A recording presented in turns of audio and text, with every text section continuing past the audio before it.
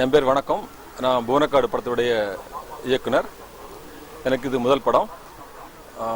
இந்த படத்தில் விக்னேஷ், திவ்யா நாகேஷ், அனுமோகன், பாண்டு, நிழல் ரவி, இன்னும் நிறைய ஆர்டிஸ்ட் நடிச்சிருக்காங்க இந்த படத்தில்.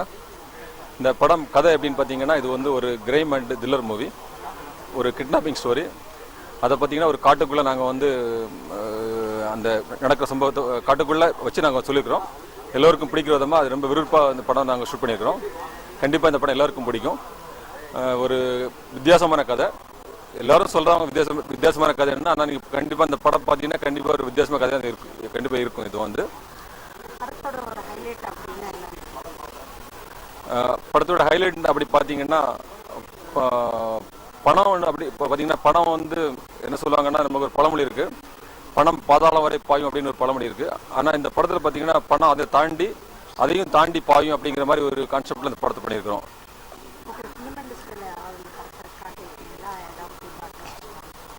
இல்லை, ஃபிலிம் இண்டஸ்ட்ரியில் நாங்கள் வந்து படத்தை யாருக்கும் நாங்கள் இது வரைக்கும் போட்டு காமிச்சே கிடையாது.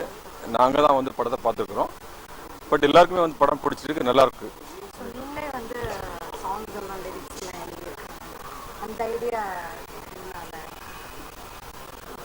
அது ஐடியான்னு கிடையாது, எல்லாமே வந்து ஒரு கோஇன்சிடென்ட் மாதிரி தான். எனக்கு வந்து ஒருத்தர் வந்து நான் பாட்டு எழுதுறதுக்கு சொன்னேன், பட் எனக்கு அந்த கதையோட வந்து அந்த பாட்டு வந்து சரியாக எனக்கு அமையலை அப்படிங்கிறதுக்காக நானே அந்த கதையை எழுதுனால எனக்கு அந்த பாட்டு எழுதுறதுக்கு ஈஸியாக இருந்துச்சு. நான் அதனால் அந்த வரிகளை நான் வந்து நல்லா ஈஸியாக எழுத முடிஞ்சிச்சு.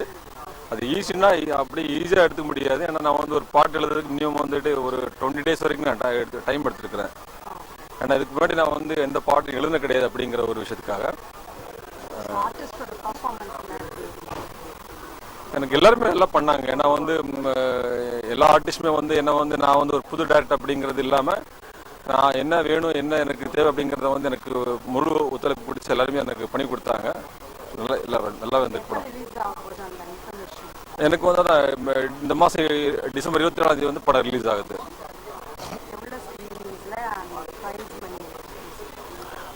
இந்த படம் பார்த்தீங்கன்னா மினிமம் வந்து நாங்கள் வந்து 100 தியேட்டரில் ரிலீஸ் பண்ணதுக்காக நாங்கள் வந்து பிளான் பண்ணியிருக்கிறோம்.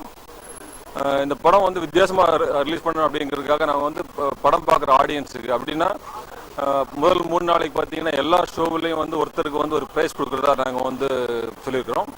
அது இல்லாமல் மற்றபடி எல்லாருக்கும் மொத்தமாக நாங்கள் சேர்த்து பார்த்தீங்கன்னா காரு, அப்புறம் பார்த்தீங்கன்னா பைக்கு, வீடு, இந்த மாதிரி ப்ரைஸ் வந்து குழுக்கள் முறையில் கொடுக்கலான்னு சொல்லிட்டு பிளான் பண்ணியிருக்கிறோம். கண்டிப்பாக நாங்கள் அது கொடுப்போம், கண்டிப்பாக நடக்கும். இது ஓகே, தேங்க்யூ.